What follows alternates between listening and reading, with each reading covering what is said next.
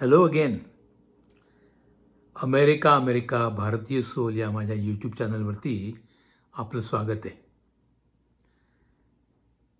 या चॅनलवरती मी काही ज्या गोष्टी सांगितलेल्या आहेत आणि काही ज्या सांगणार आहे त्या प्रत्येक गोष्टीत काहीतरी अर्थ असेल, मॉरल असेल किंवा मला काही सांगायचे असा काहीही भाग नाही आहे.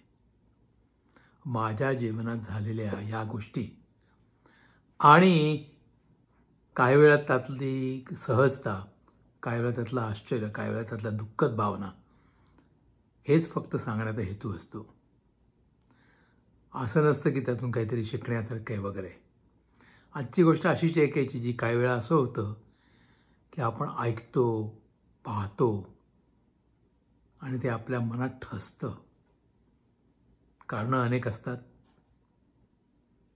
पण गोष्टी वर्षानुवर्ष लक्षात राहते. तशीच ही एक गोष्ट आहे. ही गोष्ट प्रॉबेबली 30-35 वर्षापूर्वी झालेली आहे. मी जिथे प्रॅक्टिस करतो त्याच्यापासून अक्षरशः चालत जाता येईल एवढ्या अंतरावरती एका दुसऱ्या डॉक्टरचं ऑफिस होतं. ही अमेरिकन बाई.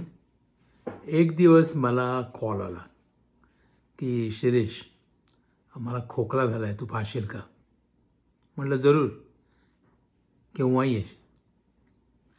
तर साधारणतः अशा लोकांना मी दिवसाच्या एंडला बोलवतो, म्हणजे शेवटचा पेशंट झाल्यानंतर किंवा त्यावेळेला, म्हणजे मग पुढचा पेशंट आहे, येणार आहे याची घाई गर्दी नसते आणि मोकळेपणाने बोलता येतं. आता हिला खोकला होता, त्यामुळे साधारणतः खोकला 40 नंतरच्या ज्यांची एक्सरे नॉर्मल असतात अशा लोकांमध्ये कॉमनेस्ट कॉज 3 गोष्टी आहेत: अस्थमा, ॲलर्जी आणि गॅस्ट्रोइसॉफेजियल रिफ्लक्स, म्हणजे ॲसिडचा रिफ्लक्स.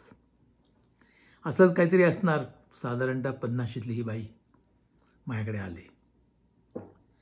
म्हटलं किती दिवस खोकला झाला? म्हणजे तसा बरेच दिवस आहे, परंतु गेले 2 महिन्यात जरा जास्त झाला आहे म्हणून तुझ्याकडे आले.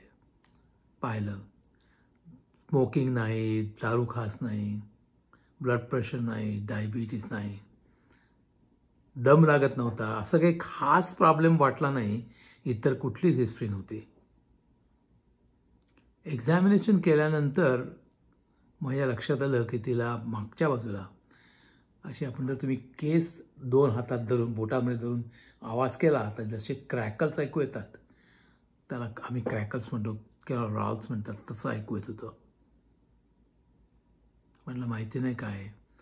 म्हटलं एक्सरे करायला लागेल. ती घेऊनच आली होती. तिच्या ऑफिसमध्येच तिने एक्सरे केलेला होता, तो ती घेऊन आली होती.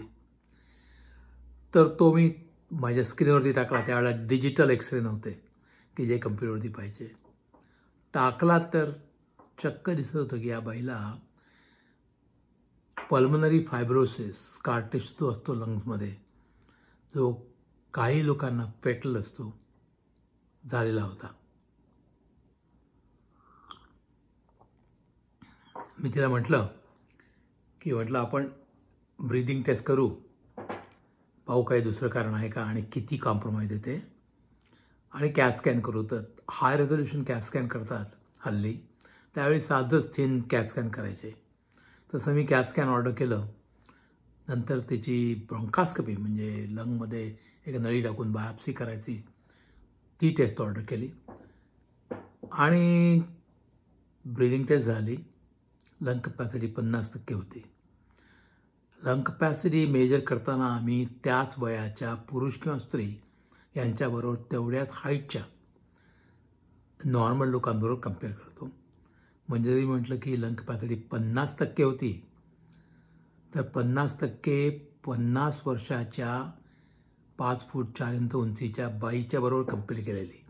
म्हणजे सेक्स, हाईट आणि एज या 3 गोष्टी कम्पेअर करतो आम्ही. लंग कपॅसिटी करतो तेव्हा त्याच्यामध्ये एक असंही पाहतो की ऑक्सिजन ट्रान्सफर, ज्याला डिफ्युजन कपॅसिटी किंवा ट्रान्सफर फॅक्टर म्हणतात, तो किती कमी झालेला आहे. तो 35% होता. म्हणजे या बाईला स्कार टिश्यूमुळे सिव्हिअरली कॉम्प्रोमाइज लंग होतं.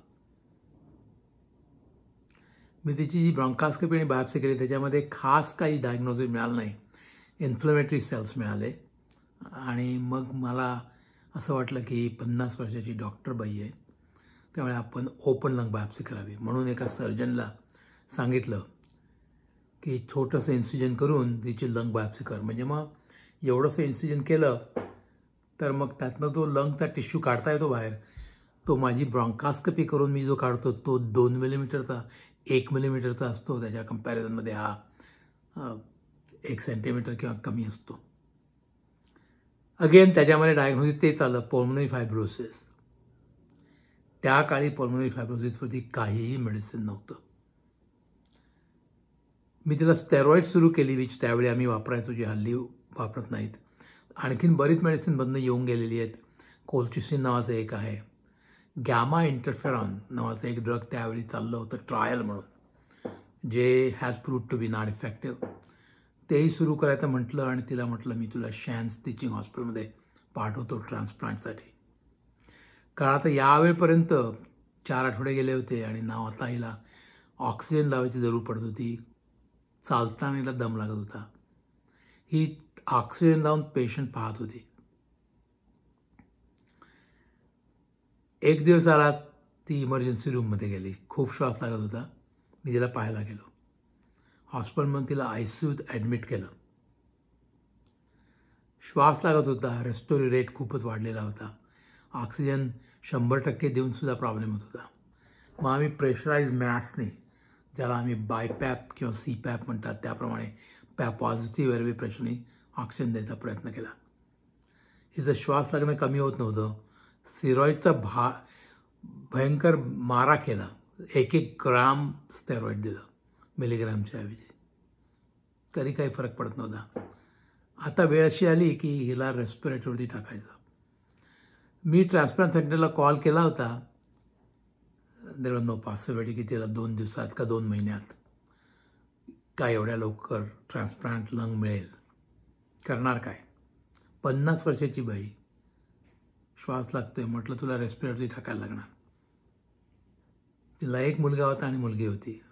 मुलगा मला वाटतं 24 वर्षाचा होता, मुलगी 20 वर्षाची होती, काही 19 असेल. दोघांशी बोललो, पेशंटशी बोललो. पेशंट मला म्हणाली, जी डॉक्टर आहे, की Shirish, I will allow you to put me on respirator for 3 days. म्हटलं अगं 3 दिवसात काय होणार आहे? 3 दिवसात there is no way I can take you off the respirator. 3 दिवसात तुझा रेस्पिरेटर बंद करणं शक्य नाही. ते म्हणाले तुला करावं लागेल. 3 दिवसात जर माझं लंग सुधारलं नाही आणि तुला माझ्या रेस्पिरेटर कमी करता आला नाही तर under any circumstances I do not want you to prolong my life. 3 दिवसात जर रेस्पिरेटर बंद करता आला नाही तर रेस्पिरेटरचं स्विच ऑफ कर आणि मला जगून नको देऊस, मला मरून दे. ही डॉक्टर आहे. त्याच्या म्हणण्याला ही कॉन्शियस होती, ओरिएंटेड होती. काय डिसिजन घेतली त्याची तिला पूर्ण माहिती होती. नवरा नव्हता, 2 मुलं होती. त्यांनी सांगितलं की जे काय म्हणेल ते तुम्ही करा. या बाईला टाकलं रेस्पिरेटरवरती.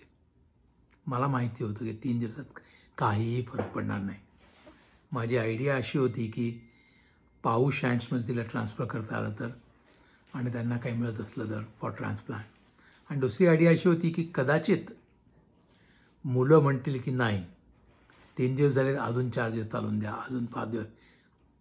3 दिवस गेले. त्यांनी माझ्याकडनं इंटिमेट करतानाच लिहून घेतलं होतं. तिने लिहून दिलं होतं, मी नुसती सही केली होती. मुलांनी सांगितलं की दॅट्स इट. आईची इच्छा होती 3 दिवसापेक्षा जास्त दिवस रेस्पिरेटरवरती जायचं नाही. 3 दिवस झालेले आहेत.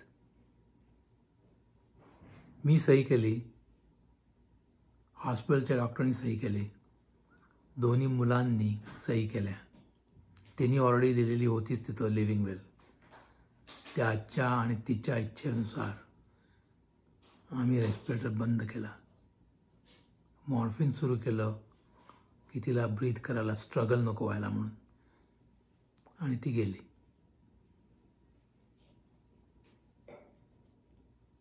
रेस्पिरेटर बंद झाल्यानंतर ती जेमतेम 2 का 3 तास जगली होती.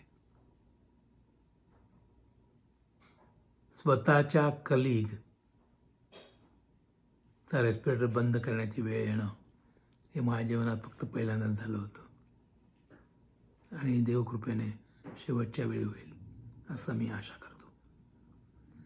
पण डॉक्टर असो का डॉक्टर नसो, कोणीही या जगात अमर नाही आणि कोणालाही कुठलाही रोग होऊ शकतो ही साधी शक्यता प्रत्येक जिवंत माणसाने लक्षात ठेवावी. Thank you for listening. I hope you like and subscribe.